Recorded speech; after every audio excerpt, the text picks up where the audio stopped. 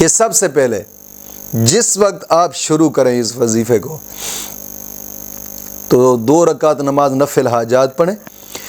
2 رکعت نماز نفل حاجات پڑھ کر پھر اس میں وظیفے کو 313 مرتبہ پڑھنا ہے، اور پھر ہر نماز کے بعد بھی 101 مرتبہ پڑھتے رہنا ہے. آنکھیں بند کر کے اس وظیفے کو کرنا ہے. آنکھیں بند کر کے وظیفے کے درمیان آنکھیں بالکل نہ کھولیں، اور گڑ گڑا کر اپنے رب کی بارگاہ میں التجا کرتے رہیں.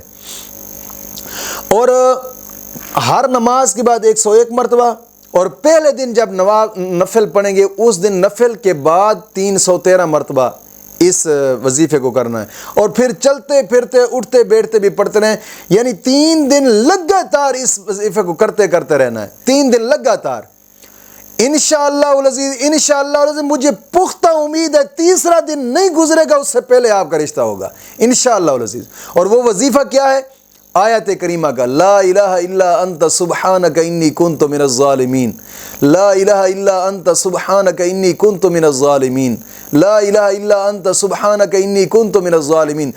جب چلتے پھرتے رہیں تو پھر بے شک آنکھیں کھلی رہے، کوئی مسئلہ نہیں، دل میں تصور ہونا چاہیے، خیال ہونا چاہیے. اور جب نماز کے بعد یا پہلے دن نوافل پڑھنے کے بعد جب پڑھیں گے تو پھر آنکھیں بند کر لینے، پھر آنکھیں نہیں کھولنی، آنکھیں بند کر کے پڑھنا ہے.